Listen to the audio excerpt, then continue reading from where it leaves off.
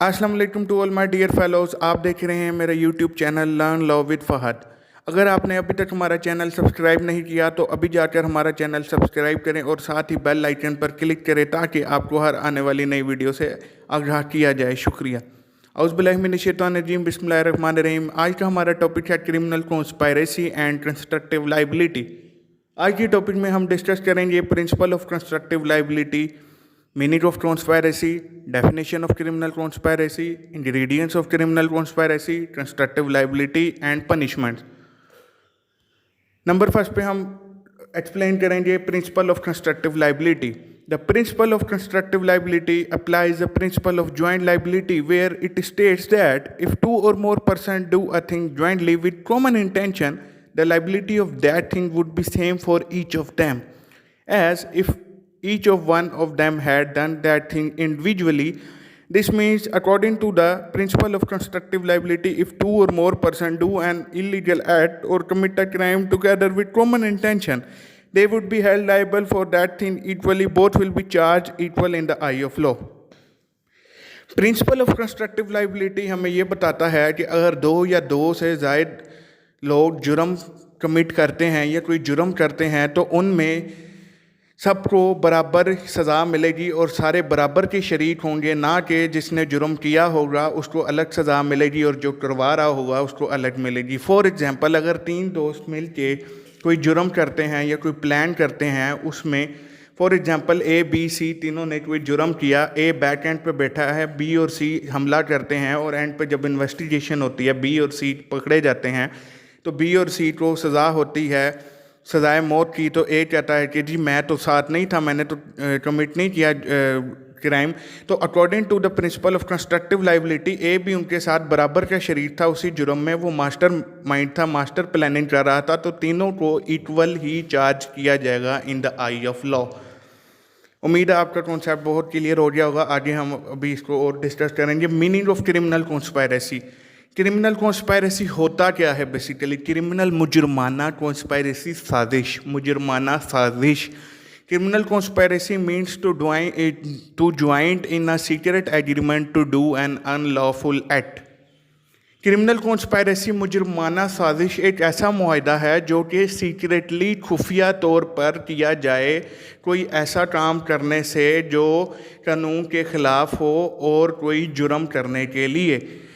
अब आप देखें ना, कोई साजिश करता है तो वो आपसे छुप के सीक्रेटली करता है, तो मुजरमाना साजिश भी जो करेगा वो छुप के करेगा, एक एग्रीमेंट करेगा, एक मुआहदा करेगा आपस में दो लोग कि हमने ये साजिश करनी है, इतने बजे ये करना है, इतने बजे ये करना है, तो ये सीक्रेट होगा हमेशा।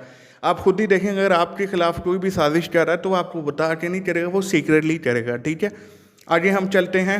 What is criminal conspiracy? मुजरमाना साजिश होती क्या है? Criminal conspiracy is a secret offence which can be done by two और more persons to do an illegal act or offence. जैसे मैंने आपको पहले बताया, क्रिमिनल कॉन्स्पायरेसी एक सीक्रेट ऑफेंस है जो दो और दो से ज़ायद लोगों से किया जाए एक जुर्म कमिट करने के लिए या कोई मुजरमाना कार्रवाई करने के लिए। The offence is performed by pre planning from there members. ये जो जुर्म है ये पेशे अमल आएगा जब उनकी प्री प्लानिंग हुई होगी। मतलब ये कि दो या तीन जने अगर ऑफेंस करते हैं तो वो पहले प्री प्लानिंग करेंगे आपस में, फिर वो आगे जुर्म जो है वो प्रोसीड होगा। It is called also called a method of abetment. ये अबेटमेंट का एक मेथड है, जैसे हमने अबेटमेंट की डेफिनेशन में पढ़ा था, सेकेंड उसकी मेरे ख्याल से पैरे में लिखा था कि abetment can also be done by conspiracy, तो ये उसी का ही मेथड है। आगे हम चलते हैं। Definition of conspiracy under section 120A PPC 1860। Definition हम पढ़ेंगे मुजरमाना साजिश की ताज़ीरात पाकिस्तान की रोशनी 1860 में। व्हेन टू और more person agree to do और कॉज टू बी डन, जब दो और दो से ज़ायद लोग राज़ी हो जाएं कोई काम करने को, एन इलीगल एक्ट जो कि काम हो मुजरमाना काम हो या कोई जुर्म हो, और an act which is not illegal by illegal mean such an agreement is designated a criminal conspiracy. अब यहाँ पे आप लोग कंफ्यूज होंगे, मैं आपको एक्सप्लेन करता हूँ। An act which is not illegal by illegal mean, एक ऐसा काम जो गलत नहीं है पर गलत तरीके से किया जाए, उसको भी क्रिमिनल कॉन्स्पायरेसी कहते हैं। अब मैं आपको एग्जांपल देता हूँ, 3 दोस्त हैं ए बी एंड सी, ये बिजनेस पार्टनर है, ये बिजनेस कर रहे हैं कपड़े का, जो कि इलीगल नहीं है। This it is not illegal कि आप बिजनेस कर रहे हैं। बाय इलीगल मीन्स उनका तरीका गलत है, वो टैक्स नहीं दे रहे, वो ब्लैक मनी से कर रहे हैं, तो वो इलीगल मीन्स से हो जाएगा, पर काम लीगल है। उम्मीद है आपको समझ आ गई होगी। आगे लिखा है, provided that do no agreement except an agreement to commit offence shall amount to a criminal conspiracy unless some act besides agreement is done by one or more parties to such agreement in pursuance of therefore. Provided ये यहाँ पे कहता है कि कोई agreement जो है वो क्रिमिनल कॉन्स्पायरेसी में फॉल नहीं करेगा जब तक कि वो एग्रीमेंट दो पार्टियों से किया जाए, जब तक उनका जो अज़म हो या उनकी जो प्लानिंग हो वो क्रिमिनल कॉन्स्पायरेसी पे ना उतरती हो, और वो अगर वो एग्रीमेंट करते हैं 2 या 3 जने, वो इन परसुएंस ऑफ देयरफॉर मतलब वो उसके तहत हो कि इन्होंने क्रिमिनल कॉन्स्पायरेसी करनी है, ना कि दूसरा एग्रीमेंट हो। एग्रीमेंट ऐसा हो जो कि मुजरमाना साजिश की तरफ जाता हो और उनके जो एग्रीमेंट हैं वो उनके तहत किया जाए कि इन्होंने क्रिमिनल कॉन्स्पायरेसी करनी है। आगे हम चलते हैं इंग्रेडिएंट्स की तरफ। जो पहला और बेसिक इंग्रेडिएंट है ना इसका, 2 और more person, number of person is basic ingredients of criminal conspiracy. Minimum 2 persons are required for criminal conspiracy as single person do not conspiracy with himself. देखिए जी, 2 से ज़्यादा लोग या 2 होना लाजमी है कॉन्स्पायरेसी। आपको as single person do not date conspiracy with himself, आपको भी पता है कि साजिश के लिए हमेशा 2 बंदे होने चाहिए। अकेला बंदा अपने साथ तो प्लानिंग नहीं करेगा ना साजिश के लिए। दूसरा इंग्रेडिएंट है एग्रीमेंट बिटवीन पर्सनस।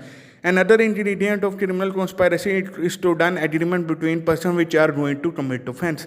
सेकेंड जो इसका बुनियादी एक है वो एग्रीमेंट बिटवीन 2 पर्सन के 2 बंदों के दरमियान मुआहिदा होना चाहिए। मुआहिदा होगा तो वो कमिट करेंगे ना ऑफेंस। तीसरा हो जाता है एग्रीमेंट। एग्रीमेंट जो है वो is an ingredient of criminal conspiracy which it plays a vital role in conspiracy. एक अहम इंग्रेडिएंट है जिसका बहुत जो है वो उसमें रोल होता है कॉन्स्पायरेसी में। एग्रीमेंट का एक वाइटल रोल है, उसके बगैर जो है वो क्रिमिनल कॉन्स्पायरेसी मुजरमाना साजिश अमल में नहीं आ सकती जब तक आपका मुआहिदा ना हुआ हो 2 से 3 लोगों का कि हमने ऑफेंस करना है। अगली जो इंग्रेडिएंट है बेसिकली इसका जो बेसिक इंग्रेडिएंट्स में आता है अगला, to do an illegal act. The main aim of criminal conspiracy is to do illegal act. देखिए जी, मेन जो सबसे जो अहम मेरी नज़र में है वो यही है कि आपका मेन एम क्रिमिनल कॉन्स्पायरेसी में मुजरिम का ये होना चाहिए कि टू डू इलीगल एक्ट। उसने यही उसका इंग्रेडिएंट होगा कि उसने गलत काम करना है। जब तक गलत काम की नीयत नहीं होगी वो मुजरमाना साजिश में फॉल नहीं करेगा। तो ये बेसिक इंग्रेडिएंट और इम्पोर्टेंट इंग्रेडिएंट है क्रिमिनल कॉन्स्पायरेसी का कि उसने जुर्म करने के लिए ये सारा कुछ करना है। आगे हम चलेंगे legal act by illegal means. वही जो मैंने आपको पीछे सारा एक्सप्लेन किया कि जो काम हो वो लीगल हो बट इलीगल मीन से किया जा रहा हो। जैसे A and C are business partner, they are doing their business with black money and without paying taxes of government. वही के 3 जने हैं, A B and C business partner हैं, वो बिजनेस कर रहे हैं ब्लैक मनी से और गवर्नमेंट को टैक्स पे नहीं कर रहे। काम वो लीगल कर रहे हैं, तरीका उनका इलीगल है। आगे हम चलते हैं proof of criminal conspiracy. Criminal conspiracy का प्रूफ कैसे होता है? ये 2 तरीक़ों से होता है, डायरेक्टली और इनडायरेक्टली एविडेंसेस। अब मैं आपको थोड़ा सा डायरेक्टली और इनडायरेक्टली का समझाता हूँ कॉन्सेप्ट। डायरेक्टली एविडेंस वो होता है जो बज़ाहिर नज़र आता हो, और इनडायरेक्टली वो होता है जो कहीं से ड्राइव किया गया हो शक की बुनियाद पर। मैं बताता हूँ। अब 2 गवाह थे, दोनों गवाही दे रहे हैं। एक गवाह कह रहा है कि जी मैंने ए को बी को छुरा मारते हुए देखा अपनी आंखों से। ये हो गया डायरेक्ट एविडेंस। उधर ही सी खड़ा हुआ गवाही देता है कि मैंने बी को ए से भागता हुआ देखा। ये नहीं पता कि उसने क्या किया, मैंने भागता हुआ देखा। देखें, इनडायरेक्टली एविडेंस आ गया कि वो क्यों भाग रहा था। वहाँ पे जब इन्वेस्टिगेट हुई, प्रोसीड हुआ, तो पता लगा कि ये इनडायरेक्टली एविडेंस के थ्रू ये कत्ल करके भागा था। ठीक है। आगे हम चलते हैं कंस्ट्रक्टिव लाइबिलिटी में। इसमें कंस्ट्रक्टिव लाइबिलिटी भी अप्लाई होती है, क्योंकि सारे जो हैं वो equally in the I of law, मैंने आपको पहले बताया था। इसमें भी अगर पकड़े जाएंगे मुजरिम, क्रिमिनल कॉन्स्पायरेसी में मुजरमाना साजिश में 3 होंगे या 4 होंगे, सबको इक्वली ही पनिशमेंट मिलेगी।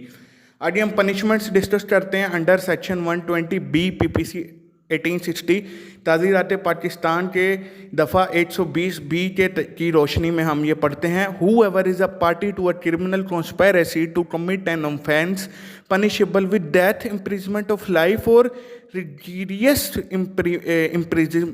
rigorous imprisonment for a term of 2 years or upward shall, where no express provision is made in this code for the punishment of such conspiracy, be punished in the same manner as if he had abetted such offense।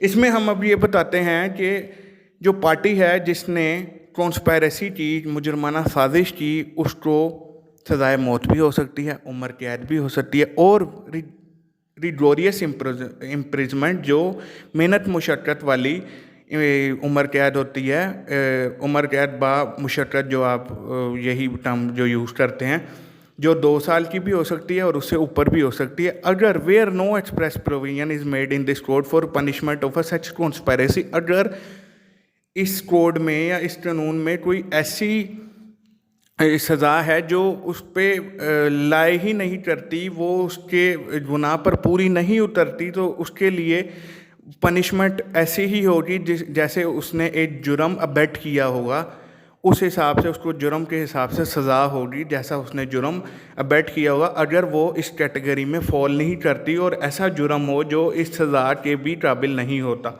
दूसरा हम आ जाएंगे, whoever is a party to a criminal conspiracy other than criminal conspiracy to commit an offence, कि जो दूसरी criminal conspiracy के अलावा जो कॉन्स्पायरेसी है, जो इसमें मुजरमाना साजिश के अलावा कोई साजिश करता है, वो इस कैटेगरी में मुजरमाना में फॉल नहीं करती, उसकी पनिशमेंट ये है कि उसको कैद हो सकती है, और जो 6 मंथ से ज़्यादा ना हो, 6 महीने से ज़्यादा कैद ना हो, और उसको जुर्माना भी हो सकता है, और उसको 6 महीने कैद और जो जुर्माना है वो दोनों हो सकते हैं। आगे हमारा टॉपिक एंड हो गया। मुझे अपनी दुआओं में याद रखिएगा। मैं आपसे इजाज़त चाहता हूँ आज के इस टॉपिक से। अगर आपको कोई चीज़ समझ नहीं आई तो मुझे कमेंट करें, हम अपनी लेक्चर को आगे इम्प्रूव करेंगे। और अगर आपको मेरी वीडियो अच्छी लगी तो उसको लाइक, शेयर एंड सब्सक्राइब करना ना भूलिएगा। शुक्रिया।